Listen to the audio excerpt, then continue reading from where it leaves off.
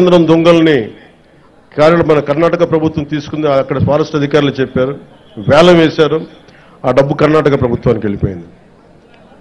అదే 140 కోట్లు కనుక మనకు ఉండుంటే, రాష్ట్ర ఖజానాలు కనుక ఉండుంటే ఎంతమంది విద్యార్థుల్ని అంబేద్కర్ విదేశీ విద్యా పథకానికి పంపించవచ్చు, ఫీజు రీఎంబర్స్మెంట్లు చేయొచ్చు, ఇలాంటి ఎన్నో చూడొచ్చు.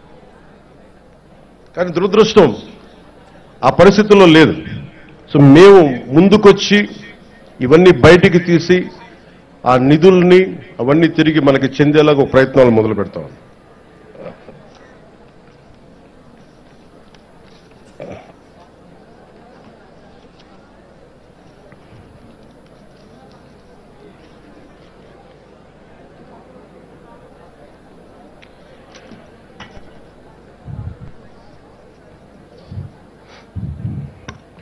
మా మీద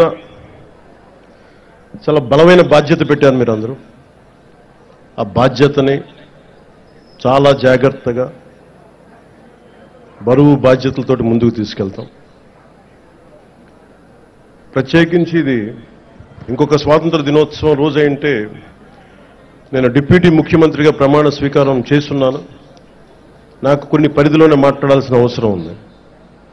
ఒక్కటైతే మీకు మాటిస్తున్నాను, ఈ ఎన్డీఏ ప్రభుత్వం, తెలుగుదేశం, భారతీయ జనతా పార్టీ, జనసేన ఎన్డీఏ ప్రభుత్వం స్వాతంత్ర సమగ్రతకి స్ఫూర్తిని నింపేలాగే అభివృద్ధి ఉంటుంది. భావితరాల కోసం మేము అండగా నిలబడతాం. ఒక దేశపు సంపద నదులు కాదు, అరణ్యాలు కాదు, ఖనిజాలు కాదు, కళ్ళ ఖనిజాలతో చేసిన యువత, ఆ యువత కోసం పెద్ద ఎత్తున మన బాధ్యతతోటి పెద్ద ఎత్తున కార్యక్రమాలు చేపడతాం. ముఖ్యంగా విభజన సమయంలో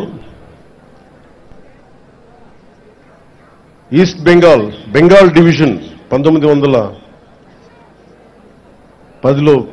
అరౌండ్ దట్ టైం ఒక రాష్ట్ర విభజన జరుగుతుందంటే దేశంలోని నాయకులందరూ ముందుకొచ్చారు, ఆప్ చేశారు బెంగాల్ డివిజన్. అదే ఒక దేశం, భారతదేశం పాకిస్తాన్గా విడిపోతుంటే నాయకులందరూ కామ్గా అయిపోయారని 78వ స్వాతంత్ర దినోత్సవ శుభ సందర్భాన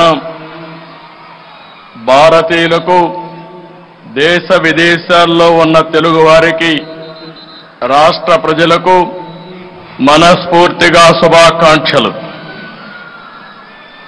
ఆసేతు హిమాచలం అత్యంత ఘనంగా స్వాతంత్ర దినోత్సవ వేడుకలు జరుపుకుంటున్న వేళ భారతదేశానికి స్వేచ్ఛా స్వాతంత్రాలు అందించిన జాతి పిత మహాత్మా గాంధీ, రాజ్యాంగ నిర్మాత డాక్టర్ బిఆర్ అంబేద్కర్, త్రివర్ణ పతాక రూపకర్త మన తెలుగు బిడ్డ పెంగళ వెంకయ్య లాంటి మహనీయుల్ని, స్వాతంత్ర సమర యోధుల త్యాగాలను స్మరించుకుంటూ వారికి ముందుగా ఘన నివాళులర్పిద్దాం.